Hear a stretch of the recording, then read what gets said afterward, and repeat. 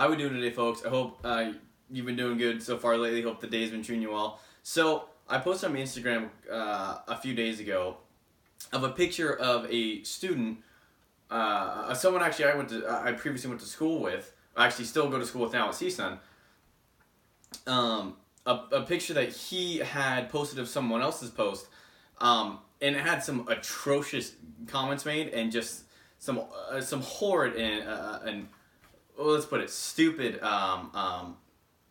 points stated. And so I just want to go through them real quick and just kind of point out how fallacious they are, and just the mindset and the fallacies and the lies and the hate that professors are really instilling and instilling into our students, and how indoctrinated they're really becoming. Especially at my school, where Africana studies and Chicano studies is huge. So, and basically the whole time what they do is they will blame white people.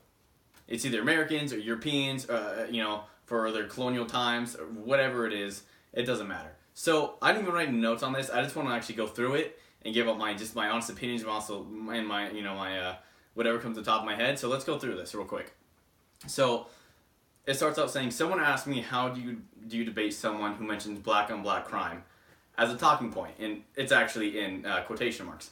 The thing is, you can't. Yes, you can.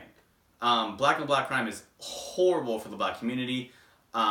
It's really a manifestation of a lot of different factors that have plagued the black community for years. Such as many of them being on government, depending on the government just to even live. And then many fatherless homes in the black community, and near 80% of the black community being born out of wedlock, which is very unfortunate, which has led to a spike in crime. So, moving on. The thing is, you can't. Yes, you can. You can look at years of mass murder, international death rates of U.S. intervention operations, hate crime statistics, and see white people are way more dangerous and commit way more murders. Yet, they want to believe eugenicist BS that black people are intrinsically more violent shows that they are reactionary. Alright, that's a big one to unpack. And it's so much against common sense, and just like and it's so many narratives put into one sentence. This is how our students think. So so if you look at years of mass murder, international death rates of U.S. intervention operations, look at, I don't necessarily agree with certain ways that with certain conflicts that the U.S. has gotten into in the past, and I don't agree with certain ways that they handle them or even pull out of them. In Iraq, I hold the unpopular opinion that I support the war in Iraq, but I don't support how we left it or the power vacuum that it left, and that we left it in total. I didn't agree with that. That was really stupid. Having said that, basically what they're trying to say is that the U.S. is just one big evil imperialistic nation that we just want to take over the world, and that we're just going to invade no matter what, and that we don't have any sort of morality. And if we do, it's a bad morality. Okay, no. The U.S., as we can see today, with it yesterday with the bombings of Syrian air bases again, for them allegedly firing chemical weapons at the rebels. As we can see, the U.S. is the fighting force for good. Now, you might not agree with that intervention, and I get that, and that's a different debate to have. But to say that we're just, but to try to pin us as being evil and just imperialistic, like this sentence is invoking, is stupid. It's stupid. To say that we're not a fighting force for good is stupid, okay? We didn't have to shoot those missiles, that which was against international law, which is against the Geneva Conventions. We didn't have to do that, and we did. Okay? Because we know that the UN wouldn't sit there and vote on it, because they're a bunch of pansies. Moving on. Hate crime statistics. Okay, hate crimes are stupid. A crime's a crime. Okay? If I punch a black person in the face, I punch a black person in the face. Or vice versa. It doesn't matter. Who cares if I thought they were black or not? I shouldn't have to pay more of a price because they were black. And vice versa. If I got punched in the face by a black guy, I wouldn't want him to spend more time in jail just because I was white and hated me for being white. How about you go to jail because you punched me in the face for no reason? Next. And see, white people are way more dangerous and commit way more murders. White people commit okay, in this country alone, unfortunately, and it's horrific and it's bad, and obviously every murder is bad, but blacks statistically, and of the 2016 FBI statistics, committed 52% of the murders. 52% of the murders in this country. Okay, that's horrific for 13% of the population. Most of them black males against other black males, which go back to the black on black crime rate. Now, if you want to say the whole world for white people, let's, you know what, real quick, let's show how hypocritical this person is. More dangerous and commit way more murders. Yet they want to believe eugenicist BS that black people are intrinsically more violent. Okay, so basically what they're saying is, no, white people are intrinsically more violent. So you're saying eugenicist BS. Yet, now you're just going to put that eugenicist BS on white people. The problem isn't white people, or black people, or brown people, or whatever the hell you come from, wherever the hell you come from. The problem is evil. It is. The problem is evil. The problem is a lack of morality, or is relative morality. That is, the problem is evil in its very core. And so Stalin was white. It's because Stalin was white, I guess that means that, and Hitler was white, that means that white people are the most evil people on earth. That's total BS. African tribes have been killing each other for years. Look right now in Uganda. I believe it's Uganda. What is it? Mugabe is not. He's telling white people to basically get out of the country. They can't even own land there. Okay. When the government has a gun to your, how violent is that? How violent is that going to get? How many people have died there already?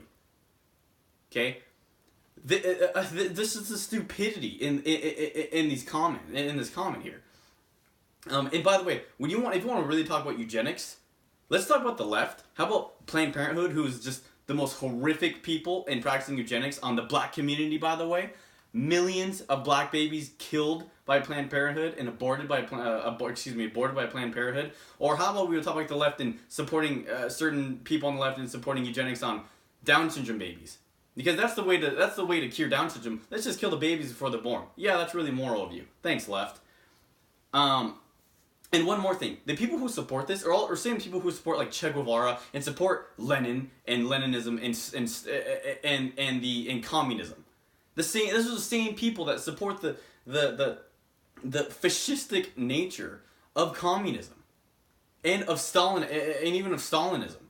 These are the same exact people. These are the people that wear Che Guevara shirts. When Che Guevara even spoke ill words about blacks, he said the blacks were basically lousy, and he hated Mexicans too.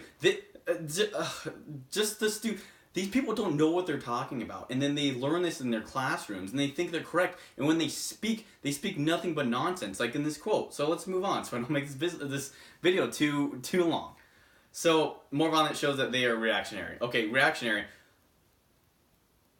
Black Lives Matter isn't reactionary.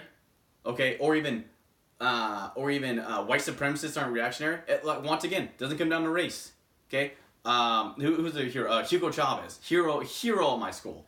He wasn't reactionary. The dude beat up Mexican illegal immigrants so that he could save his unions, his farmers' unions. Really? Reactionary? The left's not the left calls the arms. The left is all about reactionary. That's all they do because they're run by emotion. Okay, she continues. This person continues.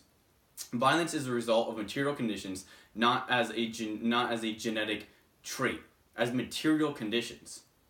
Okay, you need to define that more. But violence is a result of human nature. Human nature is not naturally good. It's naturally selfish and self-absorbed. Moving on.